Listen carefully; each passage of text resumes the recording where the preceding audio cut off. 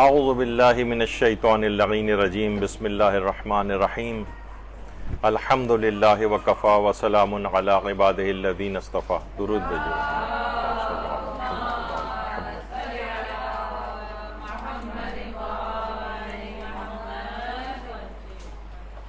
ابھی کچھ ہی دن پہلے رمضان المبارک کا اختتام ہوا ہے،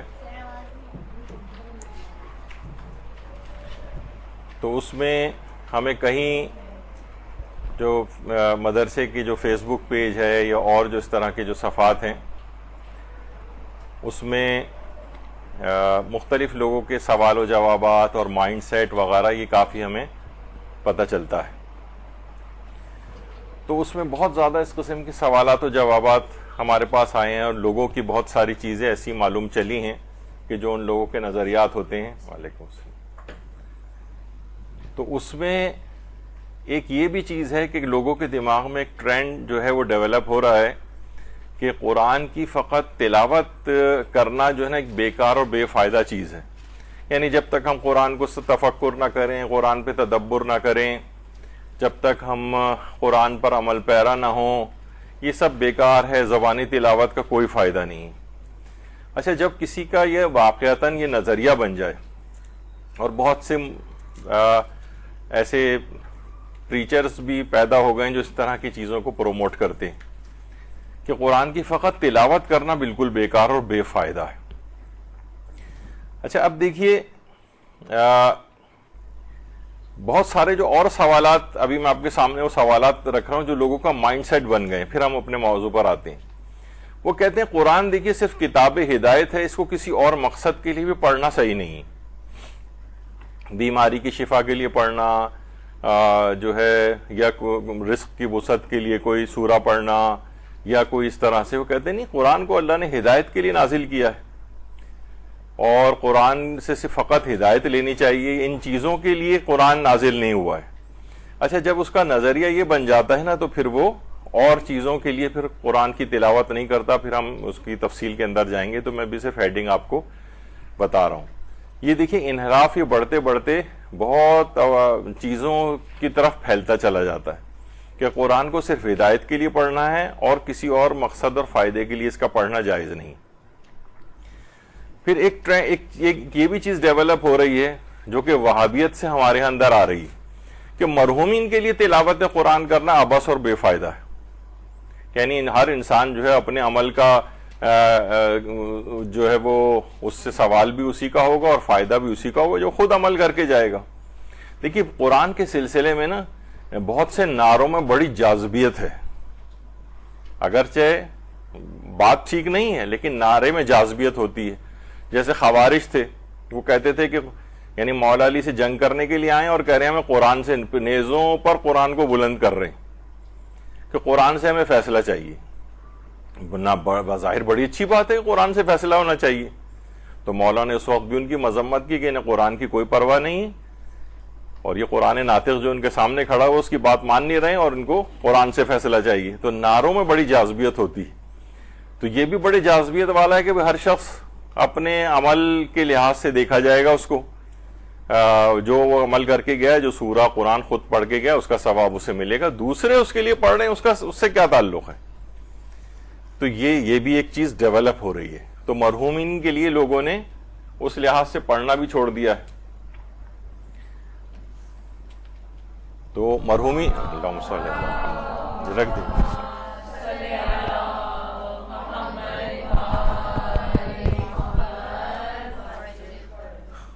تو جس کا واقعتاً یہ والا دماغ بن جائے، وہ اپنے مرحومین کے لیے بھی نہیں پڑھے گا اس کو، نہ سورہ فاتحہ پڑھے گا، اور یہ نوجوانوں کے اندر ڈیولپ ہو رہا ہے.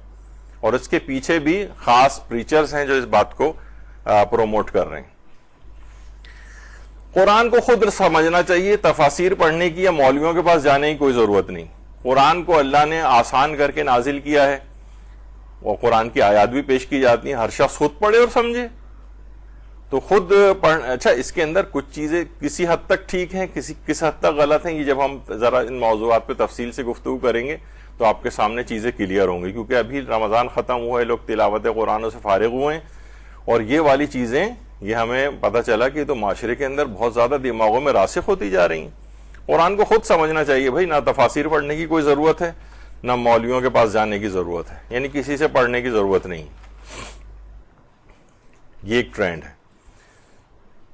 پھر کچھ لوگ یہ ہے کہ بھائی ہمیں تو عربی پڑھنی آتی نہیں، تو بس ہمیں تو ہدایت لینی ہے نا اور اس کا فائدہ لینا ہے، تو ہم ترجمہ قرآن پڑھ لیتے ہیں، تو وہی تلاوت کا ہی ثواب ہمیں مل جائے گا. اس کی بھی تفصیل سے ہم انشاءاللہ اگر موقع ملا تو اس کو آگے بیان کریں گے کہ کیا فقط یعنی ترجمہ پڑھنے سے تلاوت قرآن کا ثواب یہ ملتا ہے یا نہیں ملتا ہے، کیونکہ ترجمہ پڑھنا ایک الگ چیز ہے، تلاوت قرآن کرنا یہ الگ چیز ہے. اچھا، پھر یہ کہ بھئی یہ جو تیزی کے ساتھ اب رمضان میں قرآن پہ قرآن ختم کیے چلے جا رہے ہیں اور کثرت کے ساتھ بہت تلاوت کر رہے ہیں، اس کی کیا ضرورت ہے؟ ایک قرآن بھی، ایک آیت بھی انسان سمجھ کے پڑھ لے تو کافی. اتنی کثرت مطلوب نہیں ہے. یعنی وہ لوگ جو اس قسم کا شبہ ڈالتے ہیں تو وہ یہ چیز جو ہے نا پروموٹ کرتے ہیں، اور ظاہر ہے اپنے سیاق و سباق سے ہٹ کر یا چیزوں کو ملائے بغیر کوئی ایک حدیث یا وہ اس طرح کی ان کو ملی جاتی ہے تو وہ سوچتے ہیں کہ بس صرف یہی ہے، اس کے علاوہ کوئی اور چیز نہیں ہے. تو کبھی کبھار یہ بھی ہوتا ہے کہ کثرت تلاوت بھی مطلوب ہے، یعنی خود رمضان المبارک میں کثرت تلاوت مطلوب ہے. ابھی آگے چل کر اس کا بھی ہم ذکر کریں گے. تو یہ دماغ میں ہو گیا کہ نہیں، کثرت کی کوئی ضرورت نہیں، ایک آیت یا چاند آیات بھی پڑھ لی جائیں اور اس میں ہی تفکر و تدبر کر لیا جائے تو کافی ہے. یہ ایک انحراف ہے قرآن کے سلسلے میں. پھر کچھ لوگوں کا یہ کہ ختم قرآن کرنے کی کوئی شرعی حیثیت نہیں. یہ آج تو موضوع نہیں آ پائے گا کیونکہ یہ ذرا بڑا موضوع ہے، انشاءاللہ یہ آدھے پونے گھنٹے تک یا شاید اس سے بھی زیادہ اس کو کور ہم کریں گے کہ ختم قرآن کرنے کی شریعت میں کیا حیثیت ہے. وہ کہتے ہیں نہیں، اس کی کوئی ضرورت نہیں ہے کہ آپ لوگوں کو اس میں لگا رہے ہیں، ایک قرآن ختم کر رہے ہیں، 2 قرآن ختم کر رہے ہیں، 3 قرآن ختم کر رہے ہیں، اس کی کوئی ضرورت نہیں. ختم قرآن کی شرعاً کوئی حیثیت نہیں ہے ان کے نزدیک. یہ میں کسی اور کی باتیں نہیں بتا رہا ہوں آپ کو، وہابی یا اور دیگر افکار کی، یہ ہمارے ہاں شیعت کے اندر چیزیں جو ہے نا وہ آ گئیں.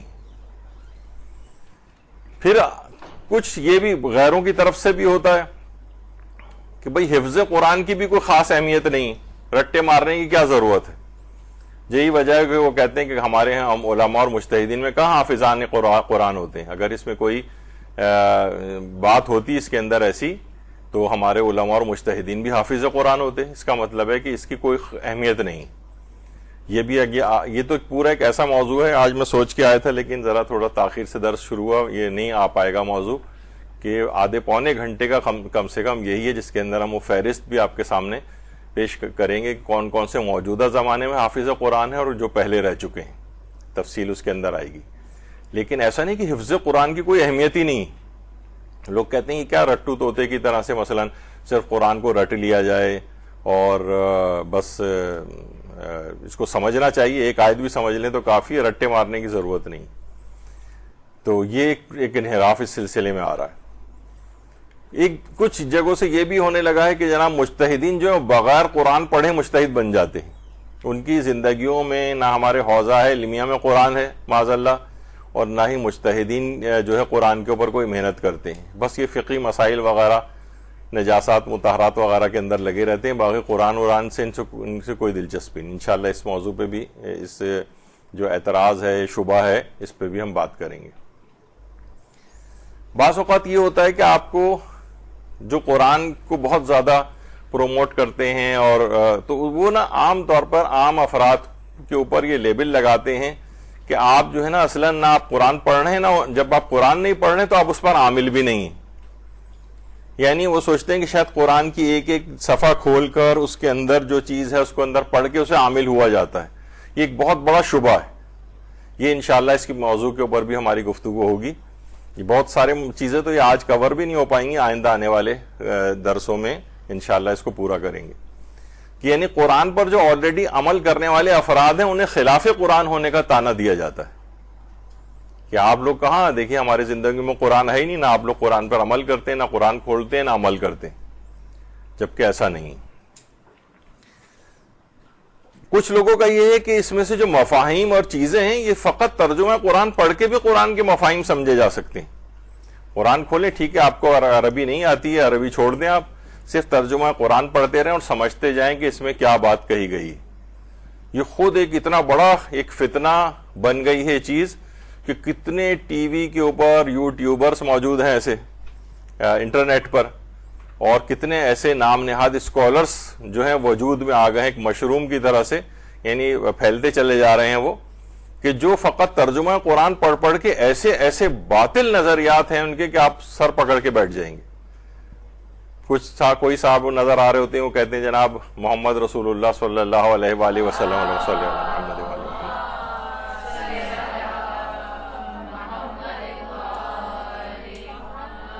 کہ وہ جو مدینے میں اس نام کے مدفون ہیں وہ کوئی اور ہیں، اور جو قرآن جن کا ذکر کر رہا ہوتا ہے وہ کوئی اور ہے. اور مسجد الحرام یہ جو یہی ہے، یہی مسجد اقصیٰ ہے، اور وہ سب قرآن سے ثابت کر رہے ہوتے ہیں. یہی فقط ترجمہ قرآن پڑھ پڑھ کے صرف لفظوں سے جسے کہا جاتا ہے نا، لفظوں سے نکاح کر کے، یعنی بس جو لفظ ہے اس کو پکڑ لیا ہے، اس کی چیز کو نہیں سمجھا گیا، اس کی روح کو قرآن کو نہیں سمجھا گیا. فقط ترجمہ قرآن پڑھ کے جو مفاہیم اخذ کیے جا رہے ہیں بہت بڑا انحراف پیدا کر رہے ہیں. اس سے کہیں بہتر تھا تم پڑھتے ہی نہیں، بس صرف عربی کی حد تک ہی رہ جاتے، چاہے ایک لفظ سمجھ میں نہ آتا. لیکن یہ جو تم نے اپنے غلط عقائد اور نظریات بنا لیے پورے فرقے، اور آپ کو پتہ ہے کہ بہرحال ہوتا ہی ہے اس کے اندر کہ وہ جو ہٹلر بھی کہتا تھا نا کہ لوگ بڑے جھوٹ کو آسانی کے ساتھ قبول کر لیتے ہیں بنسبت چھوٹے جھوٹ کے. اب آپ دیکھیں یہ سب بھی جو فالوورز ہیں ان کے ٹی وی اور اس کے اوپر آپ انٹرنیٹ پہ دیکھیں، بڑے بڑے فین فالوئنگ ہے ان کی، ملینز کے اندر ہے، اور لوگ واہ واہ سبحان اللہ ان کو نیچے لکھ رہے ہوتے ہیں، جبکہ مکمل طور پہ باطل نظریات ہیں. تو فقط ترجمہ قرآن پڑھ کے جو ایک فتنہ ہے یہ، اس پہ ہم انشاءاللہ گفتگو کریں گے. نوجوانوں کا ایک بہت بڑا گروپ پیدا ہو گیا ہے، شیعہ نوجوانوں کا. احادیث کو، یعنی مثلا کسی بھی چیز کے لیے کوئی حدیث پیش کریں فوراً کہہ دیتے ہیں یہ تو قرآن کے خلاف ہے. یعنی ہر وہ چیز جو آپ نے اپنا باطل نظریہ بنایا ہوا اس کے لیے جب حدیث معصومین پیش کی جاتی ہے تو فوراً وہ اس کو ٹھکرا دیتے ہیں کہ قرآن کے خلاف ہیں حدیثیں، جبکہ نہ وہ قرآن کے خلاف ہوتی ہیں. تو کب کون سی چیز قرآن کے خلاف ہوتی ہے کب نہیں ہوتی ہے، یہ انشاءاللہ یہ بھی ہمارا گفتگو ہے. تو میں آپ کے سامنے سے لحاظ سے بھی صرف ہیڈنگز عرض کر رہا ہوں، لیکن جب بھی آپ قرآن کے سلسلے میں کچھ پڑھیں گے، کام کریں گی، تو پھر آپ کو نا اندازہ ہوگا کہ معاشرے کے اندر کیا ٹرینڈ چل رہا ہے. آپ میں سے اکثر انشاءاللہ پبلک کے اندر بھی جا کر کام کریں گی، مجالس، دروس، یہ سب سلسلہ ہوگا، تو یہ معلوم چلے گا کہ یہ تو لوگوں کے نظریات بنے ہوئے ہیں، ان کے خلاف ہی شبہات ہیں. شبہات آپ کو پتہ ہے کہ یہ پھر وہ خشتے اول چون عہد معمار کج تا سریا می روید دیوار کج، یعنی اگر عمارت کی پہلی اینٹ ٹیڑھی رکھ دی گئی ہے نا تو یہ اس کو آسمانوں تک بھی لے جائیں تو پوری ٹیڑھی ہوتی چلی جاتی ہے اور اتنا ہی بڑا انحراف آ جاتا ہے. تو ان کو ہمیشہ چھوڑ نہیں دینا چاہیے، ان کو ایڈریس کرنا چاہیے، شبہات کو زائل کرنا چاہیے. تو احادیث کو خلاف قرآن سمجھ کر ٹھکرا دینے کا فتنہ، ایک بہت بڑا فتنہ ڈیولپ ہو گیا ہے. اچھا، فقہ و عقائد میں قرآن کے ظاہری معنوں سے استنباط کرنا، مثلا کیا ہے کہ مسئلہ توسل یا اولیاء خدا سے مدد مانگنا، فوراً وہ قرآن کی آیت پیش کر دے گا ایاک نعبد و ایاک نستعین، تیری عبادت کرتے ہیں، تجھی سے مدد چاہتے ہیں، اس کا مطلب یا علی مدد کہنا بدعت ہے مثلا، یا معصومین سے مدد مانگنا جو ہے وہ بدعت ہے. تو کیا ہے، اس نے قرآن کے ظاہری معنوں سے ایک چیز کا استنباط کیا. فقہی احکام کے اندر بھی ہونے لگا ہے کہ دیکھیے جب قرآن میں فلاں چیز کہہ دی گئی ہے تو بس پھر اس کو ہمیں ماننا چاہیے. وہ اب اس متعلق کیا کیا احادیث آئی ہیں، کیا نہیں ہے، بڑی تفصیلی بحث ہوتی ہے. تو لوگ فقہ میں بھی دخل دینے لگے ہیں، عقائد میں بھی قرآن کی آیات کے ظاہری معنوں سے استنباط کر کے غلط نظریات اور عقائد بنا رہے ہیں. تو یہ بھی بہت خطرناک ایک طریقہ کار ہے. اس سے آپ ان تمام احادیث کا آپ کو انکار کرنا پڑتا ہے، اس کا مطلب قرآن کی چیز کو آپ نے سمجھا ہی نہیں. اچھا، ایک اور چیز ہے تفسیر قرآن سے معصومین کو مائنس کر دینا. آپ بہت سارے افراد ایسے دیکھیں گی، یوٹیوب کے اوپر دیکھیں، ادھر ادھر آپ سنیں، جو قرآن کے سلسلے میں گفتگو کر رہے ہیں. وہ اس میں خاص ایک چیز ہوگی، ابھی تو ہم اپنے مومنین کے اعتبار سے بات کر رہے ہیں، کہ وہ تفسیر قرآن بیان ہو رہی ہوگی لیکن معصومین کی احادیث کا کوئی تذکرہ نہیں ہوگا کہ معصومین نے اس حدیث کے متعلق، اس آیت کے متعلق کیا تفسیر بیان کی. نام ہی نہیں آتا پورے اس کے اندر. تو بعض اوقات یہ بھی ایک بہت الارمنگ چیز ہے کہ جو حقیقی مفسر قرآن ہیں، جو کہ قرآن کے تمام باطن کا بھی علم رکھتے ہیں، ظاہر کا بھی علم رکھتے ہیں، انہوں نے کیا تفاسیر کی؟ اگر آپ وہی صرف ظاہری معنوں کو پکڑ کے اور اس کو ایکسپلین کرتے چلے جائیں گے، پتہ نہیں کتنے یہاں پر میں اس کے اوپر دیکھتا رہتا ہوں کہ جو کہ جہاں پہ 365 دن بہت سی جگہوں کے اوپر تفسیر قرآن کا درس ہو رہا ہے، یعنی ایک دن بھی سال میں ناغہ نہیں ہوتا ان جگہوں کے اوپر. اور جب آپ پڑھتے ہیں ان کو سنتے ہیں تو معلوم ہی چلتا ہے کہ اس کے اندر حدیث تو کوئی بیان ہی نہیں، بس قرآن کی صرف آیت چل رہی ہے، اس کے جو ظاہری معنی الٹ پھیر کر کے آگے پیچھے کر کے اپنے معنوں کے ساتھ ملا کے وہ بیان ہو رہے ہیں. یہ خود ایک بہت بڑا فتنہ ہے. آپ اگر کوئی بھی اس قسم کی تفسیر قرآن بیان کرے جس میں سے معصومین مائنس ہوں، آپ سمجھ جائیں کہ یہاں پہ گڑبڑ ہے. یہ جو ہے نا کچھ کسی اور طرف جو ہے آپ چلی جائیں گی، بظاہر چاہے باتیں بہت اچھی بھی لگیں. دیکھیے بعض اوقات یہ بھی ہوتا ہے کہ انحراف جو ہے نا بہت جلدی ظاہر نہیں ہوتا ہے، 30 سال 40 سال لگ جاتے ہیں. بعض اوقات پھر آپ کو سمجھ میں آتا ہے کہ ارے یہ تو انحراف تھا. شروع میں باتیں بہت اچھی لگ رہی ہوتی ہیں، جیسے ابھی میں نے کہا کہ قرآن کے سلسلے میں نعروں کی بڑی جاذبیت ہے، اٹریکٹیو نعرے. قرآن سے بات ہونی چاہیے، قرآن پہ عمل ہونا چاہیے، قرآن پہ تفکر ہونا چاہیے، قرآن پہ تدبر ہونا چاہیے. کتنی اچھی باتیں ہیں اور واقعتاً ہونا بھی چاہیے، لیکن وہ اس کے اندر کہاں سے انحرافات ہوتے ہیں یہ خود اس کو بہت زبردست سمجھنے کی ضرورت ہوتی ہے.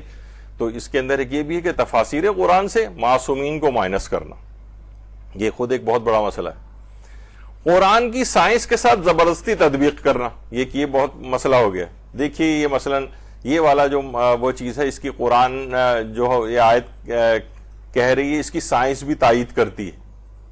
اب وہ زبردستی ہر چیز کو سائنس سے ثابت کرنا کہ جو قرآن نے کہا ہے یہ سائنس نے بھی کہا ہے. دیکھیے میں اس سے پہلے بھی کئی دفعہ کہہ چکا ہوں اور پھر دوبارہ کہوں گا، میں خود سائنس کا اسٹوڈنٹ رہ چکا ہوں اور ایک لحاظ سے ابھی تک ہوں. سائنس نے زبردست یو ٹرنس لینے کے، اور خاص طور پر ہماری میڈیکل سائنس تو یو ٹرن لینے کی ماہر ہے.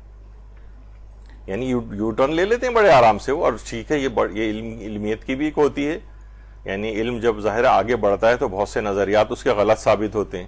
اب لوگوں نے کہا کہ جناب نہیں، یہ دیکھیں کہ یہ قرآن نے جو بات کہی تھی یہی تو بالکل دیکھیے سائنس بھی کہتی ہے، اور کچھ دن بعد سائنس نے اپنا نظریہ بدل لیا. اب کیا ہو گیا؟ پھر لوگ کہیں گے اس کا مطلب قرآن کی بات بھی غلط تھی. تو قرآن کی آیات کو زبردستی سائنس کے ساتھ تطبیق نہیں کرنی چاہیے، چاہے سائنس اس کے برخلافی کیوں نہ کہہ رہی ہو. اب میں اس وقت تو نہیں، لیکن ویسے کبھی لوگ بہت ایک چیز کا مذاق اڑاتے ہیں کہ مثلا وہ اصول کافی کے اندر اور دیگر کتابوں کے اندر بھی روایت ہے کہ مثلا زمین کو گائے نے اپنے سینگ کے اوپر اٹھایا ہوا ہے مثلا. تو بہت سے لوگ فوراً باقاعدہ مذاق اڑا جاتا ہے چیزوں کا، لیکن بہت سی اس کے اندر صحیح سند روایات ہیں، لیکن ان کا وہ مفہوم نہیں ہے جو کہ لوگ سمجھ رہے ہیں. اس کو سمبولک ہوتی ہیں وہ چیزیں، وہ انشاءاللہ ہم کبھی اور اس کو ڈسکس کریں گے. تو بہرحال قرآن کی سائنس کے ساتھ زبردستی تطبیق کرنا، زبردستی اس کو ساتھ سائنس کے ساتھ ملانا، حمایت میں ملانا یا مخالفت میں ملانا، دونوں صورتوں میں یہ چیز بالکل غلط ہے. سائنس چاہے مخالفت بھی کہہ رہی ہو، ہمیں قرآن کی بات کو لینا ہے، کیونکہ وقت گزرنے کے ساتھ ساتھ سائنس یو ٹرن لے کے وہ آ جائے گی قرآن ہی کی طرف واپس. تو ہمیں اتنی زیادہ فکر مند ہونے کی ضرورت نہیں ہے، اور نہ سائنس سے ہر چیز کو ثابت کرنے کی ضرورت ہے. تو یہ ایک ٹرینڈ ایک چیز کا بن گیا ہے، اس میں بھی انحراف آ جاتا ہے کہ بعض اوقات سائنس نے یو ٹرن لے لیا تو پتہ چلا ہم کہیں گے اچھا قرآن بھی یہی کہہ رہا تھا، اب سائنس نے بدل لی بات تو اس کا مطلب ہے یہ قرآن نے یہ بات غلط. ابھی سب کے پیچھے بڑی مثالیں اور چیزیں، لیکن ابھی اس میں نہیں جانا ہے. اب آ جائیے کیا قرآن کی فقط تلاوت کرنا بیکار اور بے فائدہ ہے؟ یعنی وہ یہ کہتے ہیں کہ جب تک قرآن پہ تفکر اور تدبر نہ ہو، قرآن پر عمل نہ ہو، قرآن کی احکام کا نفاذ نہ ہو، تب تک ایسی تلاوت کا کوئی فائدہ نہیں. تو یہ ایک بڑی عجیب سی ایک چیز اس میں آتی ہے. دیکھیے مسئلہ یہ ہے کہ بعض اوقات چیزیں نا مرحلے وار ہوتی ہیں، اور ہر مرحلے کا ثواب الگ ہے قرآن میں. یہ آپ کو ہم آگے چل کے واضح کریں گے. یعنی وہ سب بھی چیزیں اگلے مرحلوں میں آنی ہیں، ان کے الگ ثواب ہیں، ان کے الگ درجات ہیں، لیکن اس سے پہلے کے بھی بہت سے مرحلے ہیں، ان کا بھی ثواب ہے. فقط تلاوت قرآن کی بھی الگ اہمیت اور ثواب ہے، چاہے ایک لفظ آپ کو سمجھ میں نہ آئے، چاہے آپ اس وقت بالکل تفکر و تدبر نہ کریں، چاہے آپ اس وقت قرآن پر عامل بھی نہ ہو، کچھ بھی آپ نہ کر رہے ہو، فقط تلاوت کرتے ہوئے گزر رہے ہیں، پڑھتے ہوئے اس کو، اس کی بھی مکمل اہمیت اور ایک الگ ثواب ہے۔ اور خود روایات میں ہی آیا، ہمارے پانچویں امام محمد باقر علیہ السلام پیغمبر اکرم سے فرماتے ہیں، نہ صرف یہ کہ تلاوت قرآن کی اہمیت ہے بلکہ اس میں ترقی بھی کرتے جانا ہے۔ فرماتے ہیں پیغمبر اکرم صلی اللہ علیہ وآلہ وسلم، محمد کہ جو شخص رات کو 10 آیتوں کی تلاوت کرے اس کا نام غافلین میں نہیں لکھا جائے گا، یعنی جو یاد خدا سے بالکل بے بہرا ہے غافل ان میں نہیں ہوگا۔ جو شخص 50 آیتوں کی تلاوت کرے اس کا نام ذاکرین میں لکھا جائے گا، اور جو شخص 100 آیتوں کی تلاوت کرے اس کا نام قانتین میں لکھا جائے گا، اور جو شخص 200 آیتوں کی تلاوت کرے اس کا نام خاشعین میں لکھا جائے گا، اور جو شخص 300 آیات کی تلاوت کرے اس کا نام سعادت مندوں میں لکھا جائے گا، جو شخص 500 آیات کی تلاوت کرے اس کا نام عبادت اور پرستش خدا کی کوشش کرنے والوں میں لکھا جائے گا، اور جو شخص 1000 آیتوں کی تلاوت کرے وہ ایسا جیسے اس نے کثیر مقدار میں سونا راہ خدا میں دیا ہو۔ درود بھیجیے محمد صلی اللہ علیہ وسلم۔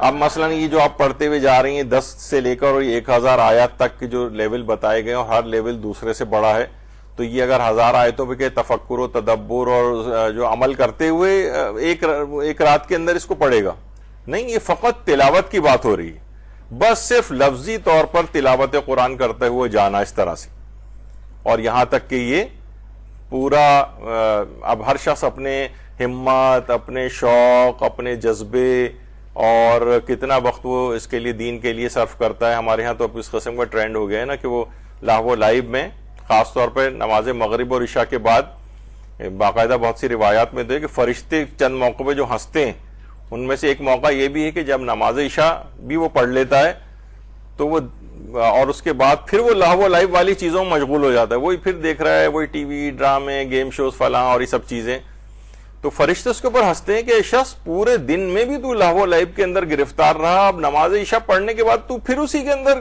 ہو گیا گرفتار، ہنستے ہیں اس کے اوپر، یہ تمہاری کیا حالت ہے۔ تو یہاں پر تو دیر سے اس وجہ سے سونا تو کون، جب بالکل بستر پہ تھک کے چور ہو کے جس وقت لیٹتے ہیں تو اس وقت تو پھر دن میں جن اعمال میں مصروف رہتے ہیں اس کی وجہ سے یہ توفیق بھی نہیں ملتی ہے کہ وہ ایک سورہ بھی پڑھ سکیں سونے سے پہلے۔ تو ہمارے ہاں تو یہ کہ تلاوت قرآن میں بھی ترقی کا سوچا جائے کہ ہم پہلے اتنی سورہ پڑھتے تھے سونے سے پہلے، اب اور آگے بڑھیں اور آگے بڑھیں اور آگے بڑھیں، پھر ہر شخص کی ہمت اور طاقت، ورنہ کم سے کم 50 آیات کا تو ایک ٹارگٹ، ایک ایوریج جو ہے وہ رکھنا ہی چاہیے۔ اب اس چند سوروں کا انتخاب کر لیں جو مل کے 50 آیات بن جائیں، تو بہرحال ترقی کرنی چاہیے۔ تو اگر یہ تلاوت قرآن بالکل بے فائدہ ہوتی تو پھر تو کہنے کی ضرورت ہی نہیں تھی کہ نہیں اتنی ساری آیتیں، معلوم ہے کہ 1000 آیات کوئی پڑھے گا تو ان میں کہاں تفکر و تدبر کر پائے گا۔ تو اس کا مطلب ہے کہ فقط تلاوت بھی مقصود ہے، فقط تلاوت بھی مطلوب ہے، چاہے اور چیزیں اس کے ساتھ ہوں یا نہ ہوں، وہ اور ترقی کی چیزیں بھی آگے چل کر وہ ہم بیان کریں گے، کیونکہ قرآن کی فقط قرات کرنا یہ بہترین عبادت سمجھا گیا ہے۔ روایت کے اندر ہے باقاعدہ پیغمبر اکرم صلی اللہ علیہ وآلہ وسلم کی، اللہم صلی علی محمد وآل محمد، کہ قرآن کی قرات کرنا بہترین عبادت ہے، یعنی فقط قرات تلاوت بس یہ کافی، یعنی اگر کوئی شخص یہ بھی کر رہا ہے تو کافی ہے، یعنی اس کو اس کا ثواب ضرور ملے گا، ورنہ تو پیغمبر اس میں کہہ دیتے کہ فقط قرآن کی تلاوت کرنا یہ عبادت نہیں ہے بلکہ تفکر و تدبر ہی ضروری ہے ہر دفعہ، نہیں ایسا کچھ نہیں، اس میں بھی وہ ایک الگ مرحلہ ہے، وہ بھی آگے چل کر ہم اس کا ذکر کریں گے۔ سورہ اخلاص کی ہر آیت کے الگ الگ 1000 فائدے، پیغمبر اکرم صلی اللہ علیہ وآلہ وسلم محمد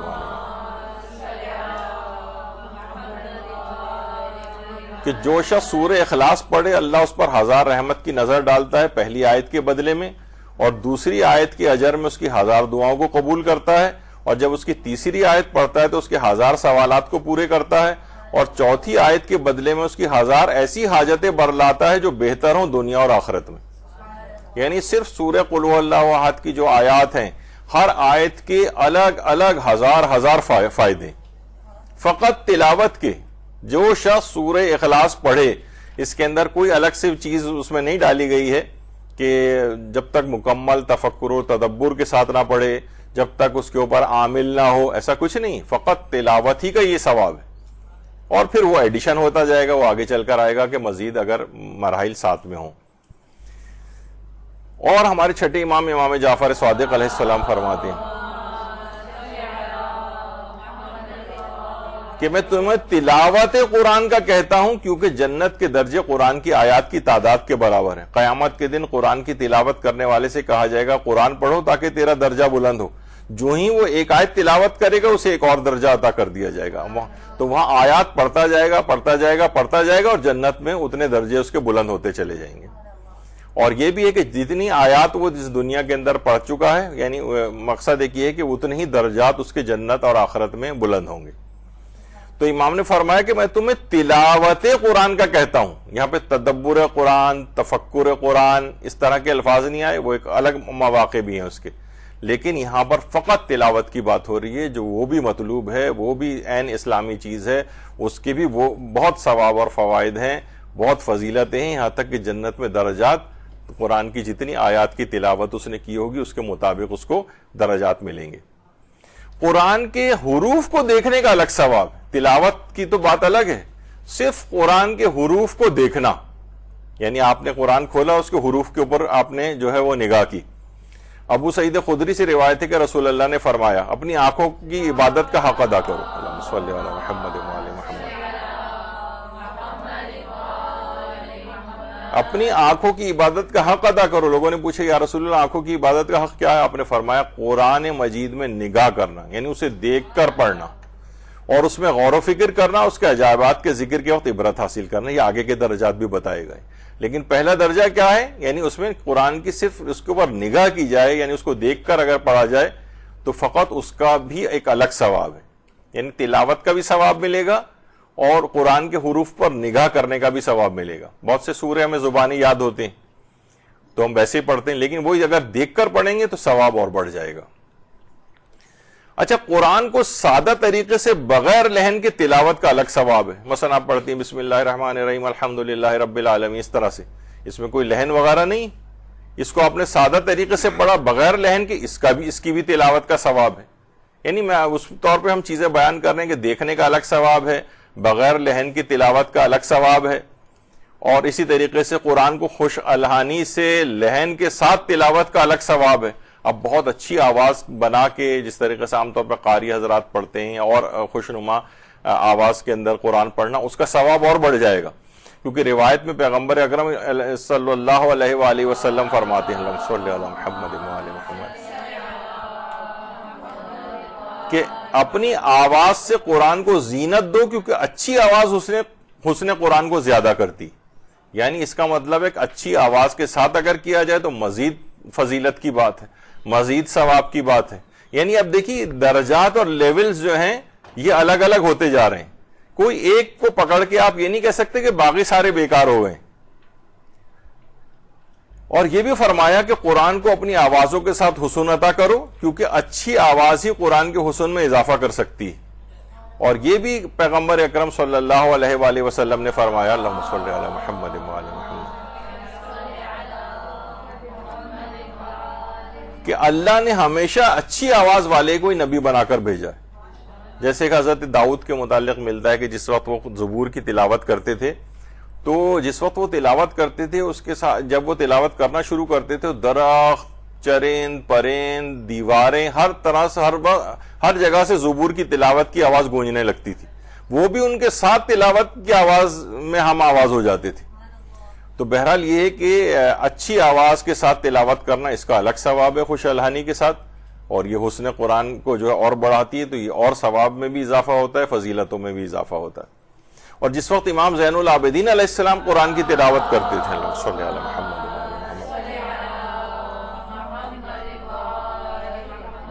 اتنی خوش الحانی کے ساتھ پڑھتے تھے کہ راہ چلنے والے بھی آپ کی طرف کھینچے چلے آتے تھے، اور بعض تو اتنے متاثر ہوتے تھے کہ امام کی تلاوت کی آواز سن کر بے ہوش ہو جاتے تھے، اتنی زبردست پر اثر امام کی آواز تھی۔ جب بھی چوتھے امام فرماتے تھے اگر مشرق و مغرب کے درمیان تمام مخلوقات مر جائیں اور قرآن میرے پاس ہو تو مجھے کوئی وحشت نہیں ہوگی۔ تو قرآن کی ایک بڑی، اب یہ کیا ہے، صرف قرآن کی تلاوت، امام اس وقت تفکر و تدبر یا اس کے اسرار و رموز کا درس نہیں دے رہے ہوتے تھے، فقط تلاوت کر رہے ہوتے تھے، تو اتنی پر اثر ان کی آواز ہوتی تھی کہ لوگ کھینچے چلے آتے تھے، رک کر سننے لگتے تھے راہ چلتے لوگ، اور اتنے متاثر بعض اوقات ہوتے تھے کہ بے ہوش تک ہو جاتے تھے سن کر۔ اچھا، اب قرآن مجید کے ترجمے کو پڑھنے کا ایک الگ ثواب ہے، اس سے تلاوت قرآن کا تو ثواب نہیں ملتا، یہ بات یاد رکھ لیں، ترجمہ پڑھنا تلاوت قرآن نہیں ہے، یہ بالکل اس میں سے نکال دینا چاہیے، اس کو ہٹا دینا چاہیے۔ یعنی ترجمہ قرآن اگر آپ پڑھ رہے ہیں، اس سے ہدایت کی کوئی بات لے رہے ہیں، وہ بہت اچھی بات ہے، اس کا ثواب، فضیلت، چیزیں آپ کو ملیں گی، لیکن تلاوت قرآن کا ثواب نہیں ملے گا۔ بلکہ ایک دفعہ میں نے ذکر بھی کیا تھا، آیت اللہ حافظ شیخ بشیر نجفی سے بھی استفتاء ہوا تھا، تو انہوں نے کہا تھا کہ اصلاً اگر کوئی شخص ترجمہ قرآن کو اگر قرآن قرار دے یا تو یہ خود ایک گناہ بھی ہے۔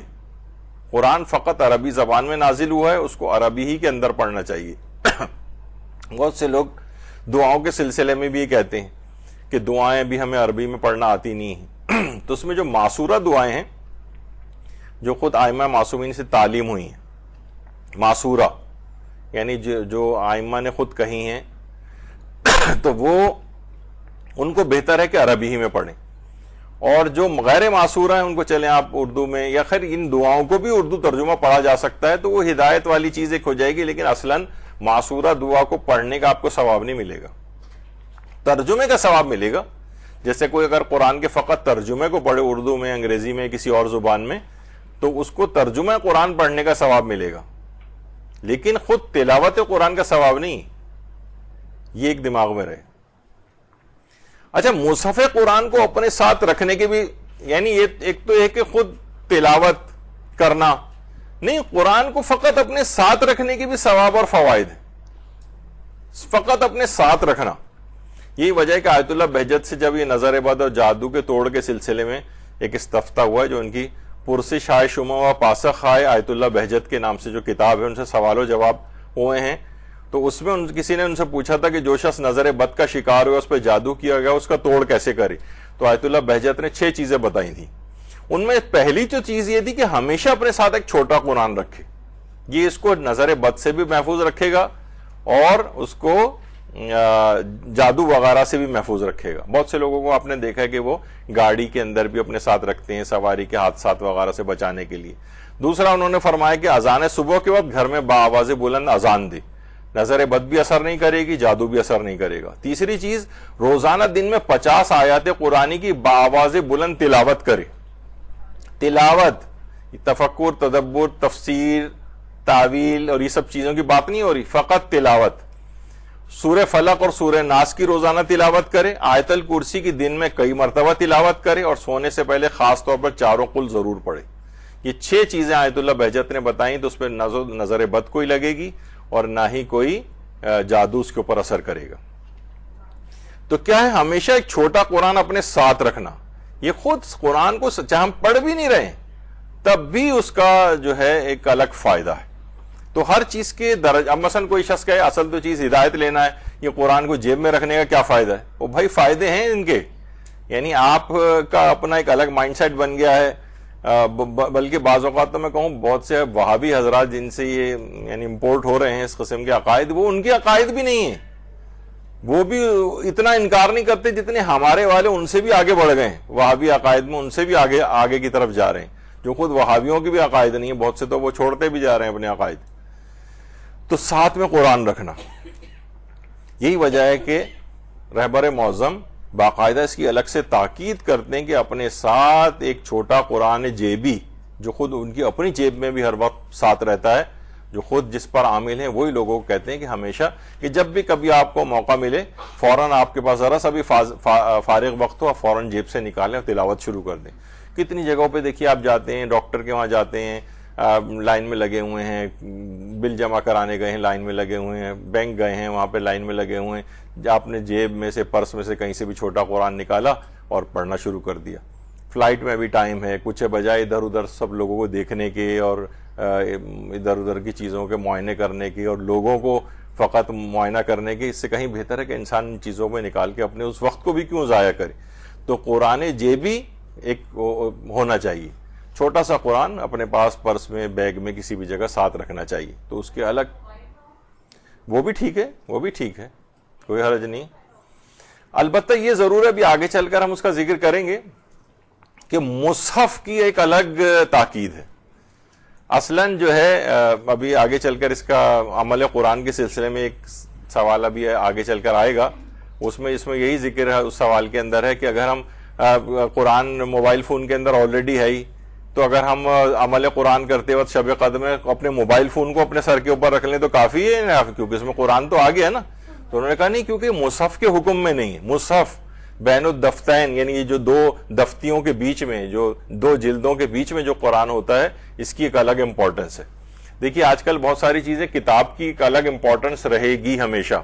یہی وجہ ہے کہ یہ جو بھی انٹرنیٹ اور اس طرح کی جو چیزیں ہیں اور کتاب نہیں پڑھتے ہیں، تو ان کی معلومات ہمیشہ بہت اچٹتی پچٹتی ہوتی ہیں، اور یہ انحراف کا بھی جلدی شکار ہوتے ہیں. بس یہاں سے کلپ آ گیا، وہاں سے ریلز آ گئیں، وہاں سے شارٹس آ گئے، وہاں سے اس طرح کی چیزیں آ گئیں چند سیکنڈز کی. اس سے کوئی چیز نہیں بنتی جب تک، اور طالب علموں کو یا جن کو معاشرے میں کام کرنا ہے انہیں کتابیں ہی پڑھنی پڑیں گی. اور بہت مشکل ہے، کیونکہ اس موبائل فون کے اندر یا لیپ ٹاپ وغیرہ کے اندر کتابیں نہیں پڑھی جا سکتی. ایسے ہی ایک آدھ صفحہ پڑھا جا سکتا ہے، یعنی میرا اپنا، ہم دن و رات اس کے اوپر بیٹھتے ہیں، لیکن اصلاً جو چیز کتاب سے ہے واقعتاً جبھی اس کی امپورٹنس ہے. ورنہ سارے علماء اور مراجع ہر وقت موبائل فون ہاتھوں میں لیے بیٹھے ہوتے، کسی کے پاس بھی نظر نہیں آئے گا. ہمارے استاد محترم تو اپنے پاس موبائل فون ہی نہیں رکھتے سرے سے. تو بہرحال، اور واقعی ہے کہ بہت ساری چیزیں، ورنہ ہر جو آوازیں اس کے اندر نکلتی رہتی ہیں وہ آپ کو ڈسٹریکٹ بھی کرتی ہیں. یعنی آپ کو کہ کنسنٹریشن سے کوئی دعا پڑھنے بیٹھے ہیں، آپ فوراً کچھ بیل بجی آپ اٹھا کے اسکرولنگ شروع کر دیتی ہیں اس کے اوپر، اور کہیں سے کہیں آپ کا دماغ نکل جاتا ہے. تو بہرحال یہ اتنے اچھی چیزیں نہیں ہیں، فائدے اپنی جگہ ہیں لیکن نقصانات زیادہ نظر آ رہے ہیں. اچھا، اب قرآن میں تفکر و تدبر کا ایک الگ سے مزید ثواب ہے. یہ ایک الگ مرحلہ ہے، لیکن اس مرحلے پہ جانے والے یا اس کی تلقین کرنے والوں کے لیے لازم نہیں کہ پچھلے تمام مراحل کو وہ ڈینائی کر دیں. نہیں، وہ بیکار ہیں سارے. اصل تو یہ چیز یہ ہے، اس کی اپنی الگ امپورٹنس ہے. یہاں تک کہ ایک دفعہ امیر المومنین نے لوگوں کے سامنے، اللہم صلی علی محمد و آل محمد،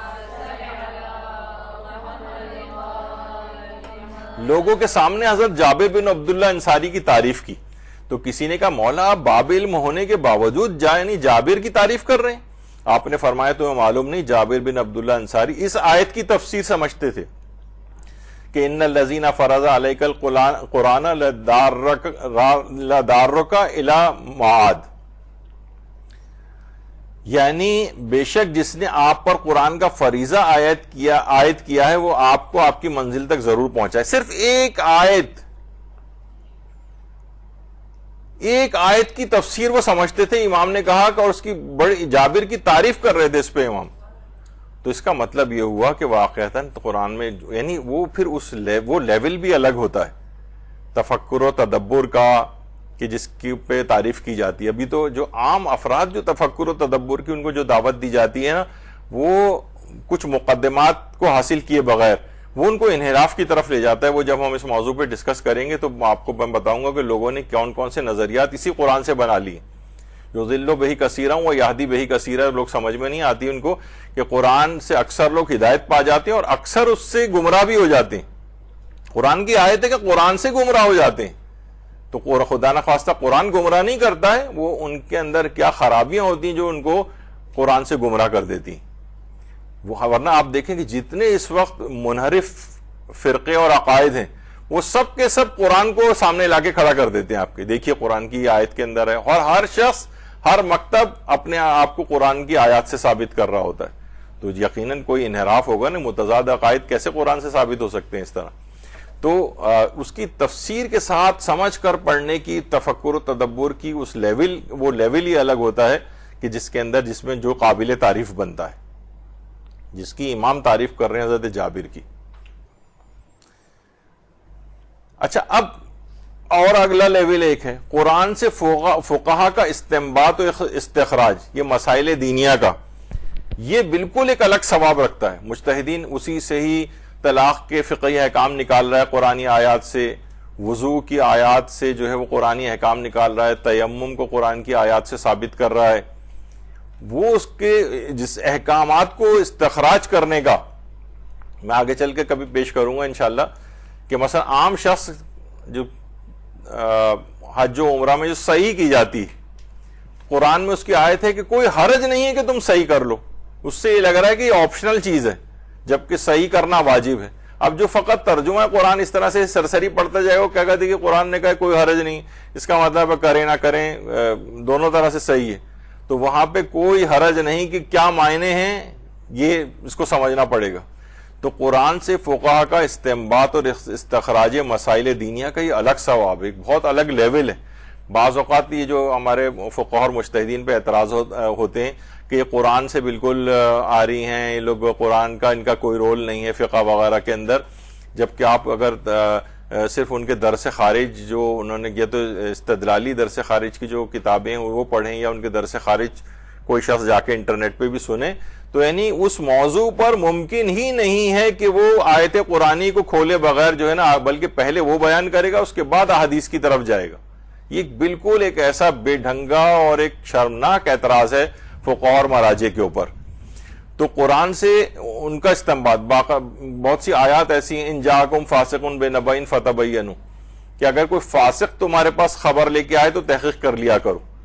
تو اس پہ علماء نے 75 صفحات، ایک عالم نے اس کی تشریح میں لکھی ہیں، بعض نے صرف 150 پیجز فقط اس ایک آیت کی تشریح میں لکھے ہیں کہ اس سے کیا مراد ہے۔ فاسق خبر لے کے آئے تو تحقیق کریں، تو عادل خبر لے کے آئے تو تحقیق نہ کریں، تو کیونکہ اگر فاسق کی خبر میں بھی تحقیق کی ضرورت اور عادل کی خبر میں بھی تحقیق کی ضرورت ہو تو قرآن بدرجہ اولا کہہ دیتا ہے کہ عادل بھی خبر لے آئے تب بھی تحقیق کرو، تو فاسق تو خود بخود ہی آ جاتا اس میں۔ تو اس میں اس سے استخراج اور استنباط جو ہوتا ہے ان آیات سے، یہ اس کا ایک الگ لیول ہوتا ہے، اور وہ عام افراد کے لیول سے بہت بلند چیز ہے۔ تو جو فقہا جو کر رہے ہیں وہ اور ان کو عظیم ثواب دلوانے والا کام ہے۔ تو یہ اس طریقے سے معاملات اس طرح سے آگے بڑھتے ہیں۔ اچھا، قرآن پر عمل کرنے کا ثواب الگ ہے، یعنی اب کیا ہے، کبھی دیکھنے کا ثواب ہے، کبھی ساتھ رکھنے کا بھی ثواب ہے، فقط تلاوت کا بھی ثواب ہے، قرآن پر عمل کا ثواب الگ ہے، عمل کا۔ لیکن عمل کس طرح سے؟ آیت اللہ ناصر مکارم شیرازی نے تفسیر نمونہ کی پہلی جلد میں بہت اچھی بات لکھی ہے کہ ہم سورہ نور کی فضیلت کے بارے میں پڑھتے ہیں کہ جو اسے پڑھے گا خدا اسے اور اس کی اولاد کو زنا کی آلودگی سے محفوظ رکھے گا۔ تو یہ اس بنا پر ہے کہ سورہ نور کے مضامین میں ان جنسی کجرویوں سے مقابلے کے لیے اہم رہنمائی موجود ہے۔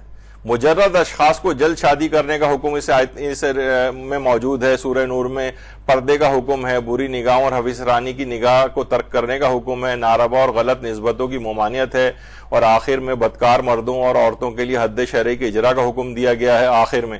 تو واضح ہے کہ سورہ نور کے مفاہیم و موضوعات کسی معاشرے خاندان میں عملی جامہ پہن لیں تو وہ زنا سے آلودہ نہیں ہوگا۔ یعنی جب ہم اس کو پڑھتے ہیں، جب یعنی قرآن کی تلاوت کے ساتھ اس میں موجودہ ہدایتوں پر عمل کرتے ہیں تو خود بخود معاشرہ اس سے پاک و پاکیزہ ہو جاتا ہے۔ تو یعنی قرآن پر جس قدر عامل ہوتے جائیں گے اسی قدر معاشرہ پاک و پاکیزہ ہوتا چلا جائے گا۔ تو یہ بالکل ایک الگ چیز ہے، یعنی قرآن کی تلاوت کا ثواب الگ ہے اور اس پر عمل کا ثواب اور بہت زیادہ فضیلت کا حامل ہے۔ لیکن ایک کبھی آگے چل کر انشاءاللہ جب کبھی ہم اس موضوع پر، یہ الگ سے ایک چیز ہے اس میں ذکر کریں گے، تو اس میں بھی یہ چیز آئے گی کہ اس کو بعض اوقات اس انداز سے بیان کیا جاتا ہے کہ اگر آپ نے یہ والا اگلے والے مرحلے پہ عمل نہیں کیا تو پچھلا عمل بیکار ہے۔ تو اس کے نتیجے میں کیا ہوتا ہے، نہ تو اس پر عمل کر پاتا ہے وہ، تفکر، تدبر، امپلیمنٹیشن، بڑے ویسے جو نعرے ہوتے ہیں، اور وہ مایوس ہو کر تلاوت سے بھی جاتا ہے، کچھ بھی اس کے ہاتھ میں نہیں آتا۔ تو بعض اوقات مبلغین کو الفاظ کا چناؤ، یا دیکھیے بہت ساری چیزیں ایسی ہیں کہ پتہ نہیں آپ سے میں نے کلاس میں ذکر کیا تھا، یا جو ذاکری کی کلاسز ہو رہی تھیں، کہ کسی بھی بعض اوقات آپ تیاری کر کے جاتی ہیں، کسی مستحب عمل کی اس قدر فضیلتیں بیان کر دیتی ہیں کہ وہ لگتا ہے کہ یہ چیز تو واجب ہے۔ کسی مکروہ کام کی اس قدر مذمت ہو جاتی ہے کہ لوگ کہتے ہیں یہ تو حرام ہے، جیسے کالا جوتا پہننا مثلاً۔ اس پہ کیوں ہمارے ہاں ہے کہ جناب کالا جوتے پہ بزرگ، اب تو خیر بہت چلیں پھر بھی رائج ہو گیا ہے، ورنہ کالے جوتے کی اتنی مذمت تھی کہ لوگ کہتے تھے کہ کالا جوتا نہیں ہونا چاہیے، خواہ چوری کا جوتا ہو مثلا۔ یا ایک ابھی تک تھا، اب آپ دیکھیں جو معاشرے کے اندر رائج چیزیں ہوتی ہیں، جا نماز اگر کھلی ہوئی ہو تو فوراً آپ سے کونا لا کے موڑا جاتا ہے شیطان نماز نہ پڑھ لے، جبکہ میں نے بتایا تھا ذیشان درجہ وادی صاحب کہتے تھے اچھی بات ہے نماز پڑھ لے تو کیا حرج ہے۔ جتنی قوم ہماری وہی چپل کو، الٹی چپل کو سیدھا کرنے میں لگاتی ہے، اپنے آپ کو سیدھا کرنے میں اگر تھوڑی سی کوشش کر لے تو معاشرے میں کتنی تبدیلی ہو جائے، لیکن کہیں الٹی چپل آپ دیکھیں گے کبھی ہو ہی نہیں سکتا کہ لوگ وہاں سے گزر ہوں چپل کو سیدھا نہ کریں۔ تو بہرحال جو چیزیں بہت اس طرح سے رائج ہو جاتی ہیں معاشرے کے اندر، تو ایسی اتنی تبلیغ اس طرح سے نہیں کرنی چاہیے کہ جناب وہ پھر تو یعنی مستحب چیز کو بھی واجب سمجھ لیا جائے اور مکروہ چیز کو حرام کی طرح سے سمجھ لیا جائے۔ اور یہی وجہ ہے کہ بہت سے عرفی گناہ جو ہیں جو شریعت نے حرام نہیں کیے ہیں، عرف ان کو برا سمجھتا ہے، وہ اصل اللہ کے عائد کردہ گناہ کبیرہ سے بھی لوگ بڑا سمجھنے لگتے ہیں کہ یہ ہو جائے تو کوئی حرج نہیں ہے، بس یہ چیز نہیں ہونی چاہیے۔ بس کتنے معاشرے کے اندر چیزیں، مثلا ہمارے آج کل کے جو ماحول اور معاشرے میں آپ غیبت کر دیں کسی بھی اپنے والد کے سامنے تو کوئی ایسا نہیں، جھوٹ بول دیں کوئی ایسی بات نہیں، بعض اوقات گانے بھی سن لیں تو وہ نظر انداز کر دیں گے، لیکن مثلا سگریٹ پینے لگیں اگر آپ خواتین اپنے والد کے سامنے ہمارے معاشرے میں تو کتنا معیوب سمجھا جائے گا۔ دیکھا جائے تو کوئی حرام بھی نہیں ہے کہ والد کے سامنے سگریٹ پینا، لیکن وہ بڑے گناہ کبیرہ ہو جائیں تو یہ عموماً تبلیغات کے اوپر بہت ساری چیزیں جو ہے نا اس انداز سے بیس کرتی ہیں۔ تو بہرحال بات یہ ہو رہی تھی کہ ہر چیز کی ایک فضیلت والی پہلو ہے جو اگلے مراحل کا ہے، تو وہ اگلے مراحل کی طرف جانے سے پہلے ان کو مایوسی نہ ہو جائے لوگوں کو کہ بھائی اس کا کوئی فائدہ نہیں ہے۔ ہو سکتا ہے کہ جو اسپیکر بول بھی رہا ہوتا ہے بعض اوقات کسی چیز کو ثابت کرنے کے لیے تو وہی کہہ دیتا ہے کہ بھائی ان چیزوں کا کیا فائدہ ہے، ورنہ اگر آپ سے گناہ نہیں چھوٹ رہے ہیں تو وہ اس انداز سے اس کا ذکر نہیں ہونا چاہیے کہ لوگ واقعی سوچیں کہ ہاں اس کا تو کوئی فائدہ نہیں تو اب ہمیں اس کام کو کرنا ہی نہیں چاہیے، تو یہ نہ ہو کہیں۔ اچھا، اسی طرح سے قرآن کو حفظ کرنے کا الگ ثواب ہے، اس پہ پوری ایک ہماری ایک الگ سے نشست ہوگی، بہت اہم اور دلچسپ ہوئی جو مجتہدین، وہ آج تو نہیں آ پائے گی، حالانکہ میرا پروگرام تھا میں اس کی پوری تیاری سے آیا تھا کہ اس موضوع پہ بھی لیا جائے لیکن نہیں، وقت نہیں بچا اس کا۔ تو اس کو قرآن کو حفظ کرنے کا ایک الگ ثواب ہے۔ اچھا، ضروری نہیں کہ پورا قرآن اول تا آخر ہو، کچھ آپ دیکھیں ابھی آپ میں سے بھی جتنی خواتینیاں بیٹھی ہوئی ہیں انہیں فقط وہی سورے ابھی تک بس یاد ہیں جو انہوں نے بچپن میں بہت چھوٹی عمر میں حفظ کر لی تھی، اس کے بعد ایک ٹیڈی پیسے کا نئے سورے کا اضافہ نہیں ہوا۔ کیوں بھائی؟ یہ تو بہت ابھی میں آگے چل کے پیش کروں گا، علماء 70 80 سالوں کی عمر تک میں جو ہے نا انہوں نے حفظ قرآن کیا ہے، تو کیا وجہ ہے کہ بس وہ آپ کو بچپنے میں جو رٹوا دیے گئے تھے، یاد کر دیے گئے تھے، اس کے بعد سے آپ نے ایک سورہ بھی حفظ نہیں کیا، چھوٹا سورہ بھی حفظ نہیں کیا اس کے بعد کوئی، بس جو بچپن میں یاد ہو گئے تھے۔ یہ بہت غلط ٹرینڈ ہے۔ بہرحال قرآن کو حفظ کرنے کا یہ ایک الگ ثواب ہے، بلکہ ہم آگے چل کے اس کی تفصیل جب آئے گی تو ہم چھٹے امام جعفر صادق علیہ السلام کی روایت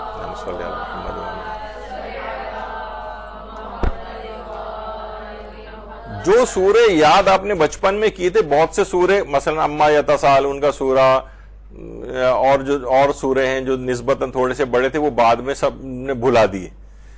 روایتوں میں جو شخص قرآن کی کوئی سورہ بھلا دے گا تو وہ سورہ قیامت کے دن ایک زیبا شکل میں اس کے سامنے آئے گی جو جنت کے بلند درجے پر ہوگی۔ وہ شخص اسے دیکھ کر کہے گا تو کون ہے اس قدر حسین، کاش تو میری ہوتی۔ وہ سورہ جواب میں کہے گی تو نے مجھے نہیں پہچانا، میں قرآن کی وہی سورہ ہوں جو تو نے بھلا دی تھی، اگر تو مجھے نہ بھلاتا تو آج میں تجھے اس بلند مقام و مرتبے پر لے آتی۔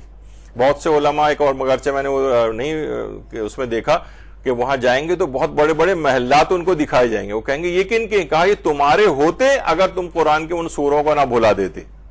ایک روایت میں نے علماء کی اس سے سنی ہے، البتہ پڑھی نہیں کتاب کے اندر، لیکن علماء نے بیان کی۔ تو یعنی اس قدر ان کی تکرار بھی کرنی چاہیے کہ وہ آپ کو بھولنے نہ پائیں، اس کا الگ ثواب ہے، اس کے الگ فوائد ہیں حفظ کرنے کے۔ اور یہاں تک پیغمبر نے اکرم صلی اللہ علیہ وآلہ وسلم نے فرمایا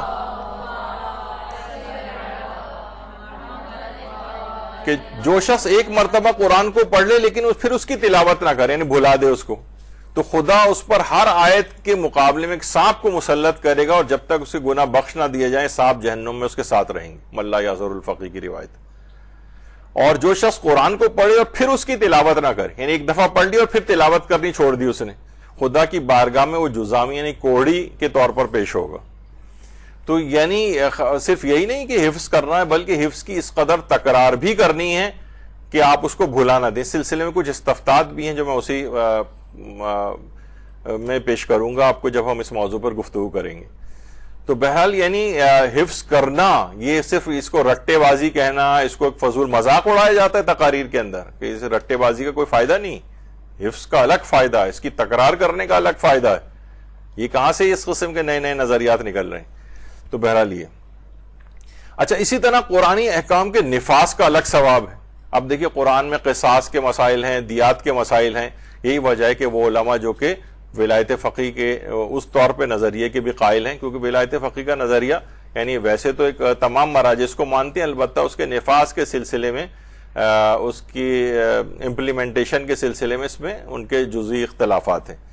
لیکن یہ کہ مثلا وہ علماء جو کہتے ہیں ولایت فقیہ کا نظام ظاہر ہے کہ یہ تمام آیات ورنہ معطل ہو جائیں گی، تو وہ اس میں اس سلسلے میں یہ فرماتے ہیں کہ قرآن کی ان آیات کا نفاذ، قصاص کا، دیات کا، گواہیوں کا نظام، قضاوت کے سسٹم یا جو اور قرآن نے اس طرح سے بیان کیے ہیں، یہ معطل ہو کے رہ جائیں گے. تو جب ان کا نفاذ کرتے ہیں اور حکومت اسلامی قائم کرتے ہیں تو یہ اس کے الگ ثواب اور فوائد ہیں.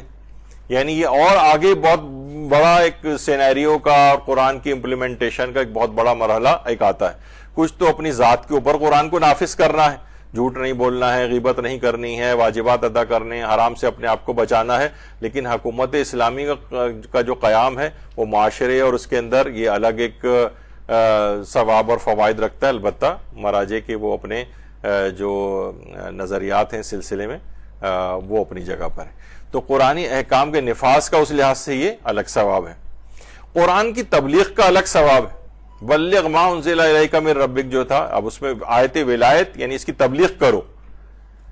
تو قرآنی احکام کی تبلیغ کرنا، اس کے الگ ثواب اور فوائد ہیں. اب آپ یہ نہیں کہہ سکتے کہ بھئی جو تبلیغ کر رہا، اصل بات تو یہ ہے، ورنہ نہ تلاوت کا ثواب ہے نہ اس تفکر کا کوئی ثواب ہے جب تک آپ تبلیغ ہی نہیں کریں گے قرآن کی. تو بہت سے لوگ اس قدر قرآن کی تبلیغ کی کر رہے ہوتے ہیں کہ باقی سارے مراحل کو وہ پس پش ڈال رہے ہوتے ہیں کہ ان کا کوئی فائدہ نہیں. یہ نہیں ہونا چاہیے. قرآن کی تبلیغ کا ایک الگ ثواب ہے. اچھا، تمام آداب و شرائط کے ساتھ تلاوت قرآن کا الگ ثواب ہے، اور اتنی شرائط کی پابندی آپ نہ کریں. مثلا وضو کے بغیر بھی تلاوت قرآن ہو سکتی ہے. مصحف کو ہاتھ میں اٹھائے بغیر بھی، مثلا ہاتھ میں ہمارے موبائل فون ہے اس میں بھی ہو سکتی ہے. جو اور شرائط ہیں، حتیٰ کہ حالت نجاست میں بھی عورت سوائے 4 آیتیں سجدہ کے پورا قرآن تلاوت کر سکتی، تو اس میں بھی کوئی حرج نہیں ہے. اور وہ جو ایک مسئلہ ہے جو کمپیوٹر یا لیپ ٹاپ یا موبائل فون کی اسکرین کے اوپر جو آیات لکھی آتی ہیں اس کے اوپر بھی انگلی سے اسکرول کر کے ظاہر ہے پیج ہٹانا ہوتا ہے. تو لوگ کہتے ہیں کہ بھئی قرآن کی حروف کو تو بغیر وضو کے اور غسل کے ہاتھ نہیں لگا سکتے، اور عورت مثلا حالت نجاست میں ہے تو وہ پھر کیسے کرے؟ تو اس میں بھی کوئی حرج نہیں، کیونکہ وہ قرآن کے حروف شمار نہیں ہوتے جو اسکرین پہ آ رہے ہوتے ہیں، تو اس کو ہاتھ لگانے میں بھی شرعاً کوئی مسئلہ نہیں ہے تمام فقہا کا.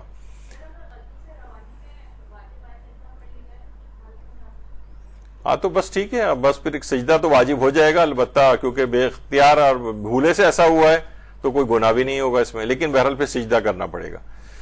تو تمام آداب و شرائط کے ساتھ تلاوت قرآن کا الگ ثواب ہے. مثلا غم اور حزن کی کیفیات ہو، انسان رو رہا ہو، قرآن دیکھیے چھٹے امام میں امام جعفر صادق علیہ السلام فرماتے ہیں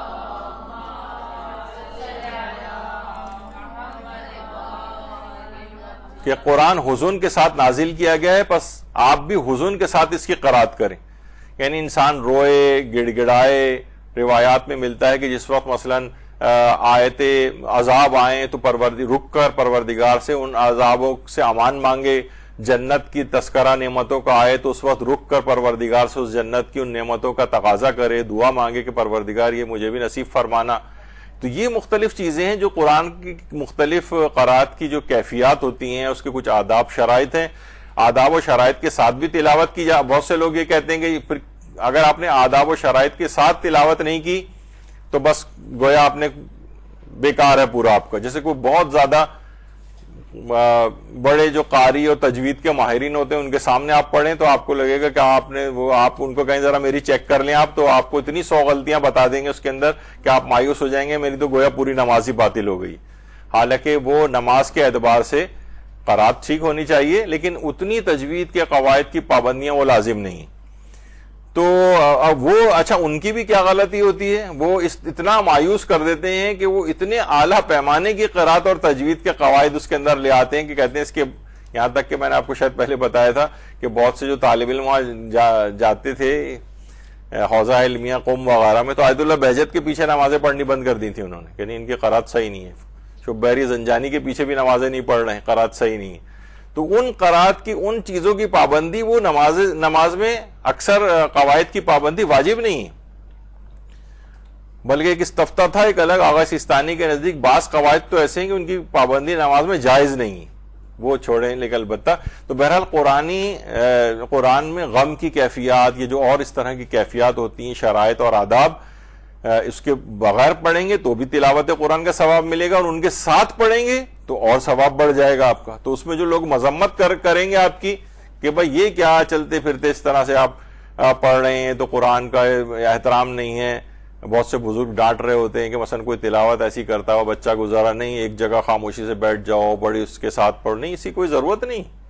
بہت سے لوگ کہتے ہیں کہ یہ کیا ہے, بس گاڑی میں گئے اور آپ نے نوحہ آن کر دیا اور یہ پورے آداب کے ساتھ صحیح سننا چاہیے. بھائی ہر طرح سے سنا جا سکتا ہے, آداب کے ساتھ سنیں گے تو اور اچھا ہے, نہیں سنیں گے اس کے بغیر تو بھی سنا جا سکتا ہے. خیر, اور کچھ چیزیں ایسی ہیں وہ آداب میں کہ پیغمبر اکرم صلی اللہ علیہ وآلہ وسلم فرماتے ہیں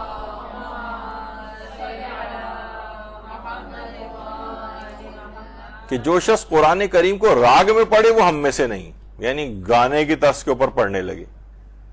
تو بہرحال اب یہی وجہ ہے کہ پھر وہ ان تمام چیزوں کی طرف بھی معاملات چلے جاتے ہیں کہ جو کہ گانوں کی طرز میں, جب قرآن کو پڑھنے کی اجازت نہیں ہے. یہ تو مراجع نے فقہی احکام میں بھی لکھا ہے, تو آپ خود سوچئے قرآن کے سلسلے میں کہ کوئی گانے کی طرز پہ اس کو پڑھے تو پھر وہ نوحے اور مرثی اور وہ جو اس انداز سے پڑھے جاتے ہیں فلمی گانوں کی طرزوں پہ, تو پھر آپ سوچ لیجئے کہ ان کے متعلق کیا ہوگا حکم.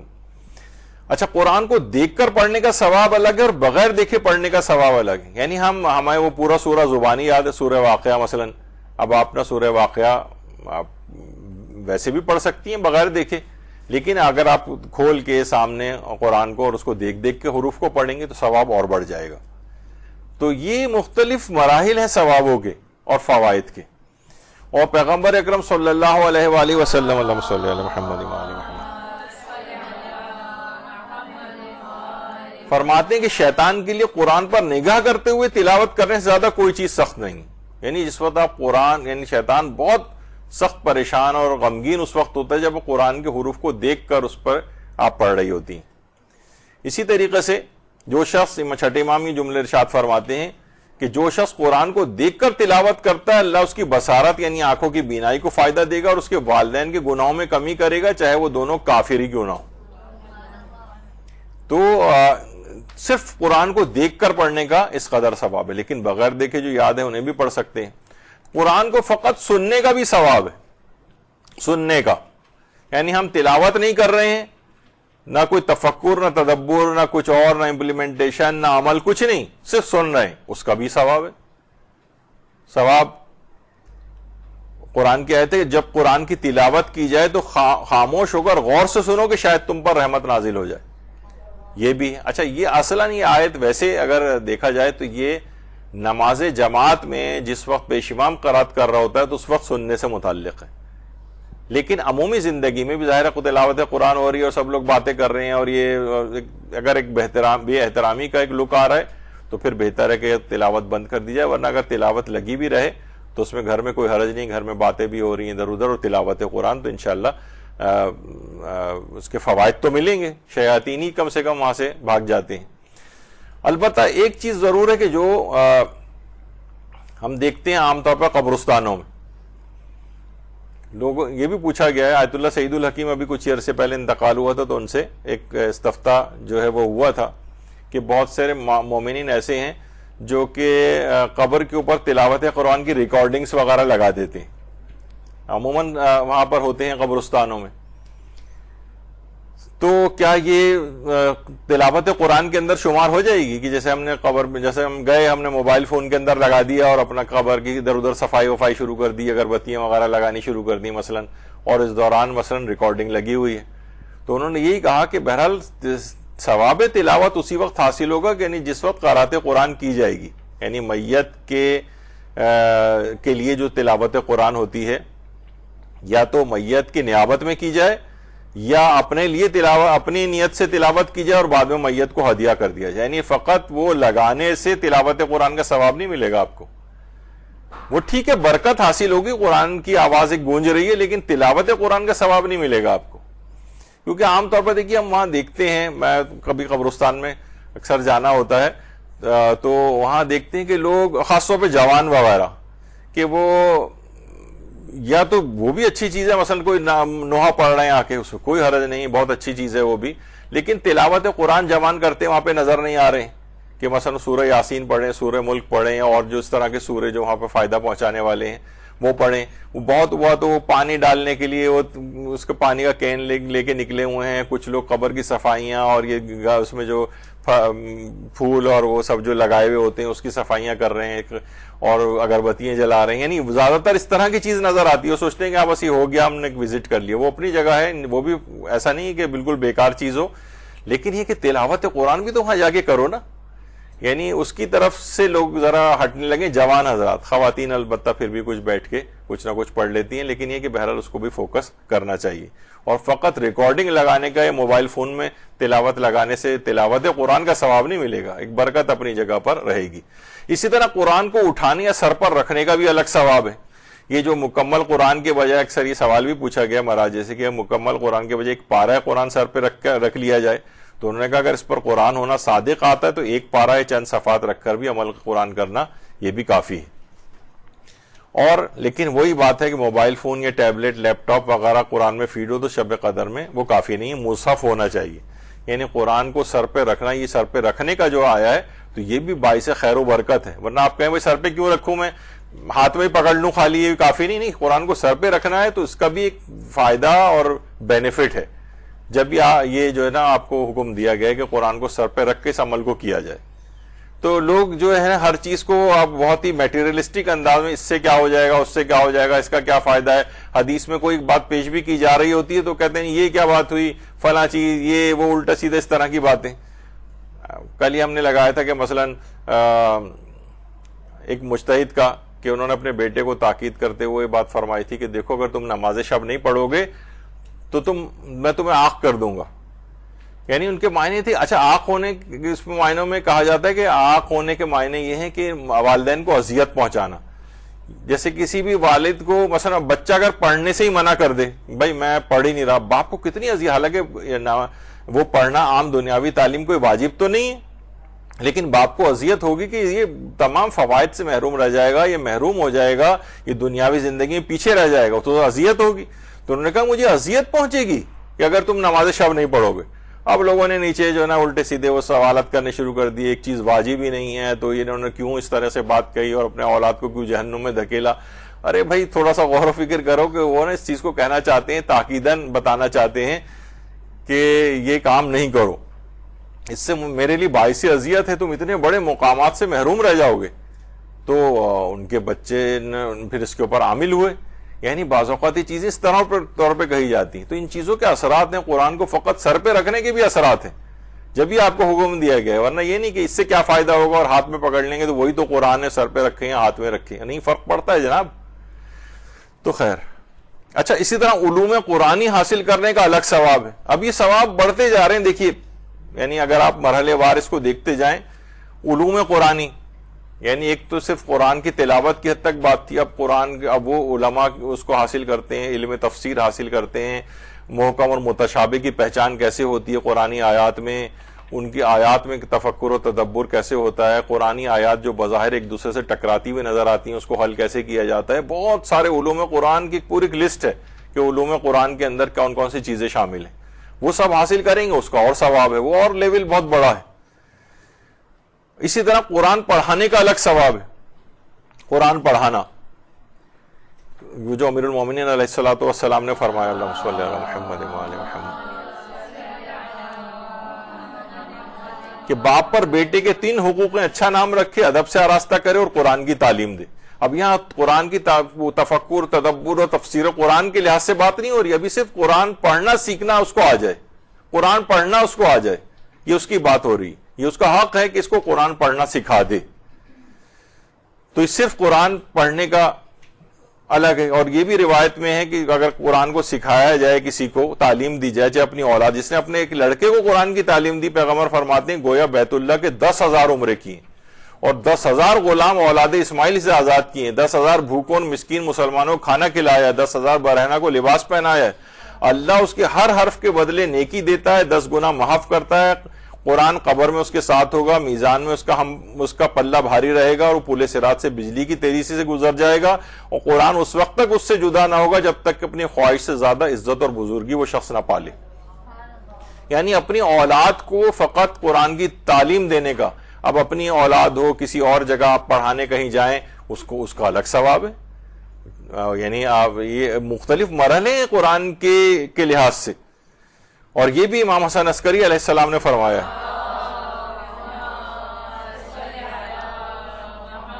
کہ والدین نے بچپن میں اس کو سکھا دیا تھا نا کسی کے ذریعے. اب یہ جب قاری قرآن بن گیا، اب یہ خود قرآن کی تلاوت کرنے لگا، تو قاری قرآن کے والدین کے لیے اللہ حکم دے گا اس کے والدین کو وہ لباس پہناؤ جس کے سامنے دنیا معافیہ ہیچ ہے. اس وقت پوری مخلوق اس قاری قرآن کے والدین کی طرف دیکھے گی اور اس قدر ان کا احترام کرے گی کہ اس کے والدین کو خود اپنے اوپر تعجب ہونے لگے گا. یعنی یہ تم نے جو بچے کو کتنا بڑا کام تم نے کر دیا کہ بچے کو قرآن پڑھنا سکھا دیا.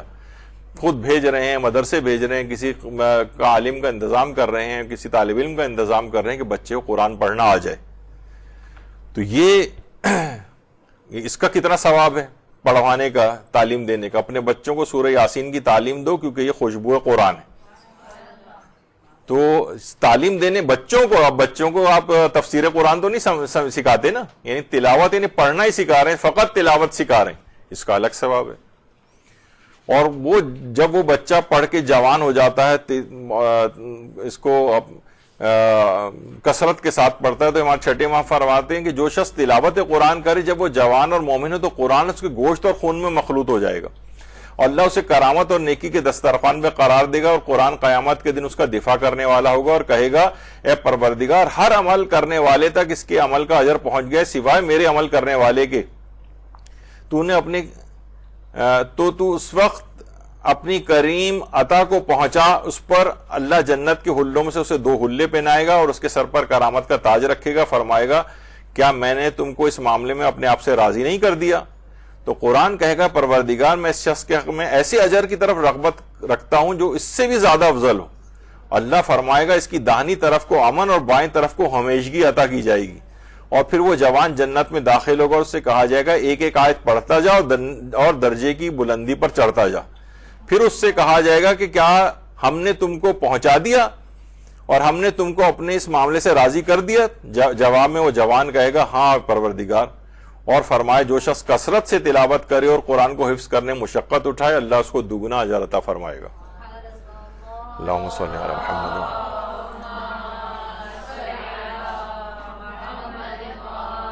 اس قدر تلاوت کیجئے، اس چکر میں بالکل نہ آئیں کہ جب تک اگلے مراحل نہ ہوں تب تک وہ بیکار ہے. یہ صرف تلاوت قرآن کی بات ہو رہی ہے. اگر کوئی شخص تلاوت قرآن کرے، بات کے مرحلوں کی طرف جائے تو اور ہی سونے پر سہاگا ہو جائے گا، لیکن اس کی طرف بالکل سے آپ توجہ نہ کریں، کثرت سے تلاوت کریں. دیکھیں قیامت میں کس قدر اس کے جو ہے عظمت اور فوائد جو ہے حاصل ہوں گے. اچھا، اس طرح قرآن سیکھنے پڑھنے کا جو ہے وہ الگ ثواب ہے. کہا جاتا ہے کہ قرآن پڑھنا سیکھو. ابھی تفکر و تدبر کی بات نہیں، دلوں کی بہارت کے نور سے شفا طلب کرو، یہ سینوں کے لیے شفا ہے. اور اگر کوئی مومن کی شایان نشانی ہے کہ قرآن سیکھ کر اس دنیا سے جائے، یا کم سے کم قرآن کی تعلیم حاصل کرنے میں مشغول ہو اور دنیا سے چلا جائے، یعنی موت ہو جائے اس کی، تو اس حالت میں کم سے کم اس کو کرنا ہے. قرآن کی قرات کرنا بہترین عبادت جو ہے اس لحاظ سے قرار دیا گیا ہے. اور قبر تک کے اندر قرآن کی تعلیم دی جاتی. چھٹے امام جعفر صادق علیہ السلام فرماتے ہیں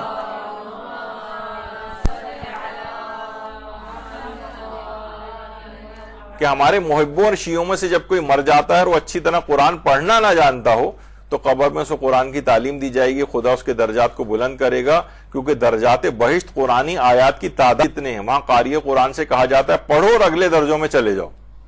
یہاں پہ بھی ہے کہ تلاوت کرو، تفسیر، تفکر تدبر والی چیزوں کی بھی بات نہیں ہو رہی ہے، ان کی اپنی الگ جو ہے وہ اہمیت ہے۔ یہی وجہ ہے کہ آیت اللہ جعفر سبحانی سے سوال کیا گیا کہ دنیا اور آخرت کی بھلائی کے لیے آپ ہمیں اور ہمارے اہل خانہ کو کیا تجویز فرمائیں گے، نصیحت؟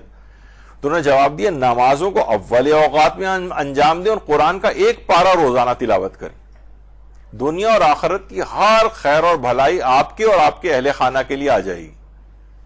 یعنی روزانہ ایک پارہ تلاوت۔ اب دیکھا جائے تو ایک پارہ تلاوت کرنے میں کتنا ٹائم لگتا ہے؟ اگر یہ بالکل عبث اور بے فائدہ ہے تو انہوں نے کہنا چاہیے تھا ایک آیت پورے تفکر و تدبر کے ساتھ پڑھ لیا کرو، بس نہیں، کہا پورا پارہ ایک روزانہ پڑھو، چاہے دیکھیے اس میں کچھ سمجھ میں اس لحاظ سے آئے یا نہ آئے۔ یہی وجہ ہے کہ امام خمینی نے اپنے بیٹے احمد خمینی کے نام جو خط لکھا تھا، آج بھی وہ صحیفہ امام جو کتاب ہے اس کے اندر موجود ہے، اس کی 16ویں جلد میں، اور وعدہ دیدار کے نام سے ایک الگ امام خمینی کے خطوط پر اردو میں بھی ترجمہ ہو گئی ہے، اس میں بھی آیا ہے۔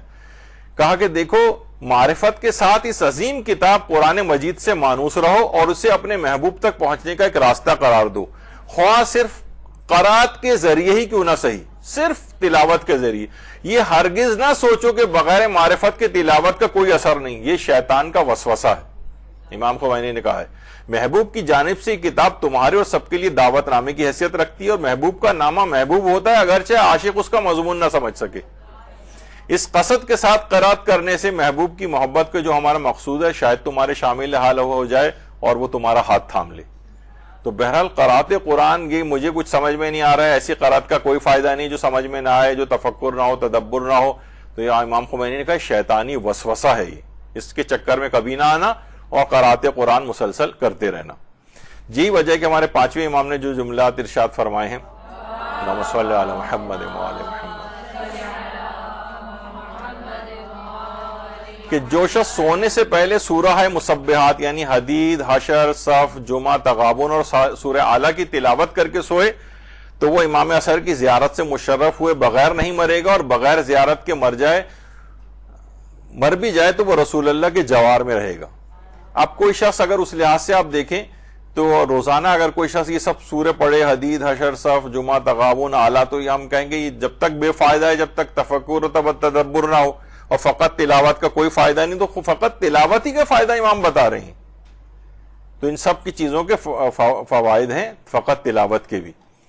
اور یہی وجہ ہے کہ پیغمبر اکرم تیز بخار کی حالت میں بھی تلاوت قرآن میں کمی نہیں کرتے تھے، فرماتے تھے آج رات کا یہ بخار مجھے قرآن کی 30 سوروں کی تلاوت سے نہ روک سکا، جس میں 7 طویل سورہ بھی شامل تھی۔ اب پیغمبر اکرم کہاں رک کر اس میں، ظاہر پیغمبر کی تو تفکر و تدبر کا لیول ہی الگ ہے، تو لیکن کثرت تلاوت بھی پیغمبر اس میں بتانا چاہ رہے ہیں کہ حتیٰ کہ بیماری تک میں جس میں ہماری نمازیں واجب چھوٹ جاتی ہیں ہم لوگوں کی، اس میں پیغمبر فرماتے ہیں کہ 30 سوروں کی تلاوت کی جس میں 7 طویل سورے بھی شامل تھے، سخت بخار میں بھی۔ اور یہ بھی پیغمبر اکرم نے فرمایا کہ جو شخص سوتے وقت 100 مرتبہ سورہ قل اللہ احد پڑھے تو اللہ اس کے 50 برس کے گناہ کو بخش دے گا، 50 سال۔ اب کوئی کہے کہ بھئی ایک آیت پہ ہی تدبر کر لیتے، یہ 100 دفعہ پڑھنے کی تکرار کرنے کی کیا ضرورت ہے؟ جی ہاں، اس کے یہ فائدے ہیں، 100 دفعہ ہی پڑھنا ہے اس کو۔ تلاوت کا ثواب یہ بتایا گیا کہ 50 سال کے گناہ بخشے جائیں گے، اور جو 50 آیت کی تلاوت کرے گا یہ بھی پیغمبر نے فرمایا کہ اسے اللہ یاد کرنے والے یعنی ذاکرین میں اس کو شمار کرے گا۔ اور یہی وجہ ہے کہ فقط تلاوت کے اتنے فوائد ہیں کہ حتیٰ کہ جنگیں ہو رہی ہیں مختلف جگہوں پہ، عراق میں جنگ، محاذ جنگ کے اوپر بیٹھ کر جو سپاہی ہیں وہ تلاوت قرآن جو ہے وہ کر رہے ہیں، اور جس گھر میں بھی کثرت سے تلاوت کی جاتی اس گھر میں خیر بڑھ جاتا ہے، اس میں رہنے والوں کے امور میں وسعت پیدا ہو جاتی ہے، اور وہ آسمان کے لیے ایسے چمکتا ہے جیسے اہل دنیا کے لیے آسمان کے ستارے چمکتے ہیں۔ تو یہ کیا ہے؟ فقط تلاوت کی بات ہو رہی ہے، ان سب یہ بے فائدہ نہیں اور بہت اہم ہے۔ تم سب کو قرآن پڑھنا چاہیے، پیغمبر فرماتے ہیں قرآن کا پڑھنا گناہوں کا کفارہ ہے، جہنم کے لیے ڈھال ہے، عذاب سے امان دلواتا ہے۔ تلاوت، جو سورہ شمس کی تلاوت کرے گا گویا اس نے ہر اس چیز کا صدقہ دیا جس پر سورج اور چاند چمکتے ہیں، فقط تلاوت کرنے کا ثواب ہے یہ۔ جب قرآن کی کوئی تلاوت کرتا ہے اس کے لیے رحمت کے دروازے کھولے جاتے ہیں، منہ سے نکلنے والے ہر حرف کے بدلے میں فرشتہ خلق ہوتا ہے جو قیامت تک اس کے لیے استغفار کرتا ہے۔ بے شک علم حاصل کرنے کے بعد خدا کے نزدیک قرات قرآن سے بڑھ کر کوئی چیز نہیں۔ قرات اور تلاوت، فقط تلاوت کی بات ہو رہی ہے، فقط تلاوت کا کس قدر عظمت اور ثواب ہے۔ تم سب کو قرآن پڑھنا چاہیے. تو خیر ابھی روایت آ گئی.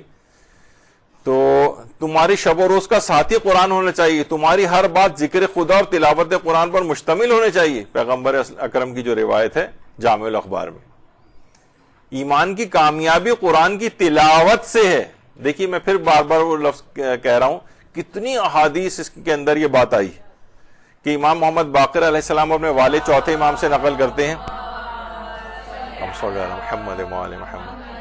کہ رسول خدا نے سعد ابن معاذ کی نماز جنازہ پڑھائی. فرمایا حضرت جبریل کے ہمراہ 90,000 فرشتوں نے نماز جنازہ پڑھی ہے. میں نے جبریل سے پوچھا کہ آپ ان لوگوں کی نماز جنازہ میں کیوں شریک ہوئے؟ تو جبریل نے کہا معاذ اٹھتے بیٹھتے سوار پیادہ آمد و رفت کے وقت ہر وقت سورہ توحید کی تلاوت کیا کرتے تھے.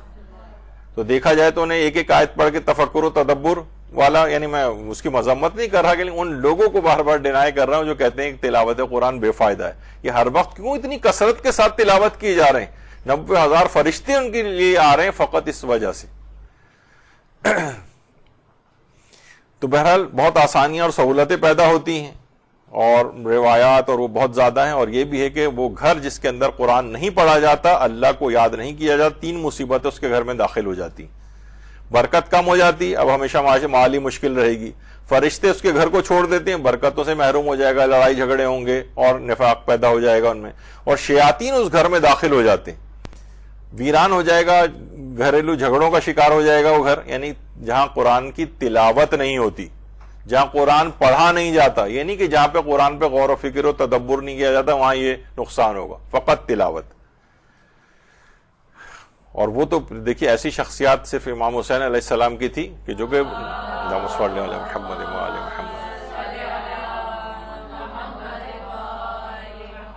کہ نوک نیزہ پہ بھی جس نے تلاوت قرآن کی تھی اور اس میں پیغامات دیے تھے.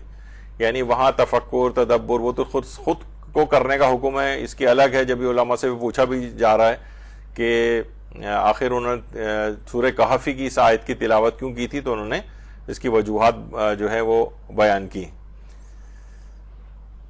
کہ یہ نشانی فقط اصحاب کہف کی حد تک منحصر نہیں تھی بلکہ واقعہ اس سے بھی کہیں زیادہ عجیب ہے میرا نوک نیزہ پہ تلاوت کرنا.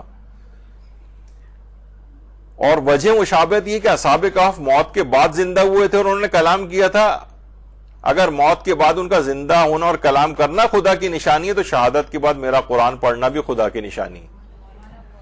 تو بہرحال تلاوت کی تھی انہوں نے بھی, کوئی درس قرآن یا کوئی تفکر و تدبر کے لحاظ سے, اس لحاظ سے تو اس میں تو خود ہی آپ کو تفکر کرنا ہے کہ امام نے کیوں کیا اور یہ ان سے سوال پوچھا گیا. تو بہرحال یہ دماغ میں رہے کہ اس کا پورا نتیجہ یہ ہرگز نہ نکلے کہ میں نے بار بار جو اس لحاظ سے ایک جملہ لگایا ہے اس کے اندر کہ میں تفکر و تدبر اور اس کا خلاف ہوں, ہرگز بھی نہیں. یعنی کوئی سوچ نہیں سکتا کہ قرآن کی جب افلا یتدبرون القرآن اور یہ سب کچھ جو قرآن کی آیات جو آئی ہیں جس میں تدبر قرآن کو الگ سے ایڈریس کیا گیا ہے, لیکن اس کے معنی یہ نہیں کہ تلاوت قرآن کو بالکل آپ عبث اور بیکار قرار دے دیں تفکر و تدبر کی آیات کو پیش کر کے. ان کی الگ ثواب اور فوائد ہیں, تفکر و تدبر کے اگلے مراحل ہیں, وہ بھی آگے چل کر ہم اس میں جو انحرافات اور گڑبڑ ہو جاتی ہے اس تفکر, ہم جہالت کے ساتھ تفکر و تدبر کرنے میں, اور پھر ایک جاہل آدمی بھی کہاں تفکر کر سکتا ہے اور کہاں اس کے لیے ممنوع ہے, یہ انشاءاللہ اگلی نشستوں کے اندر چیز آئے گی. تو آخر میں نتیجہ یہی ہے کہ اس کی اپنی جگہ اہمیت کی ہم بہت زیادہ قائل ہیں کہ قرآن میں تفکر و تدبر ہونا چاہیے, لیکن وہ ہر شخص کے معیار کے اعتبار سے بھی الگ ہوگا اور اس کے لیے کچھ ریکوائرمنٹس ہیں کہ تفکر و تدبر کیسے کیا جاتا ہے. ورنہ اور اس کے مقابلے میں وہ افراد کی اس کے بغیر تلاوت قرآن بالکل عبث اور بیکار ہے, یہ بالکل غلط اور ایک انحرافی نظریہ ہے اور یہ قرآن کی تلاوت کو بالکل ختم کرنے کی سازش کا پہلا سٹیپ ہو جائے گا اگر اس نظریے کو پروموٹ کرنے کی کوشش کی گئی. یہ ہم نے صرف آج ایک لحاظ سے اس بات پہ صرف فوکس کیا ہے. انشاءاللہ اگلی نشستوں میں آگے قرآن کی اور چیزوں کے اوپر بھی ہماری گفتگو ہوگی. وصلی اللہ علی محمد وآلہ الطیبین الطاہرین.